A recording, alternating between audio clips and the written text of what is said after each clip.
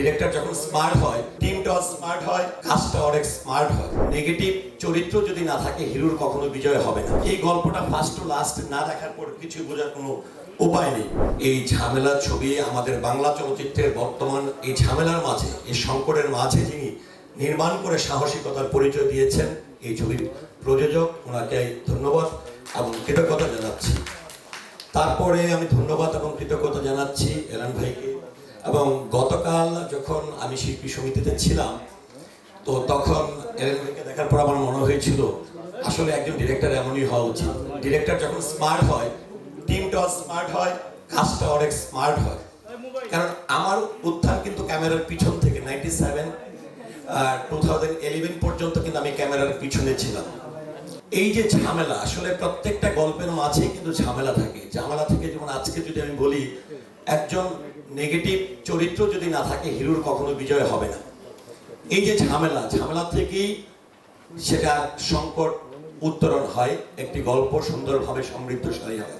তো আমার কেন জানি মনে হচ্ছে এই ছবিটির নাম দেখার পরে যে এই ঝামেলার মাঝে এই সমাজের কথা আছে, দেশের কথা আছে, একজন নারীর কথা আছে, মানে অনেক কিছু, সবকিছু মিলে। কারণ এই শব্দটাই বোঝায় যে আসলে এই গল্পটা ফার্স্ট টু লাস্ট না দেখার পর কিছু বোঝার কোনো উপায় নেই। আরেকজন যিনি উপস্থাপক, আমরা দুইজন, আমার মনে আছে যে ছোট্ট আচ্ছা আর্টিস্ট, এখন আমাকে যেহেতু ডেকে নিয়ে আসা হয়েছে ইমান ভাই, আমরা দুইজন একটি নাটকে অভিনয় করতে গিয়েছিলাম। তখন খুব আমাদের আসলে খুব রিচ প্রোডাকশন ছিল না, তখন দুজন বসে বসে গল্প করতাম কেমনে কি।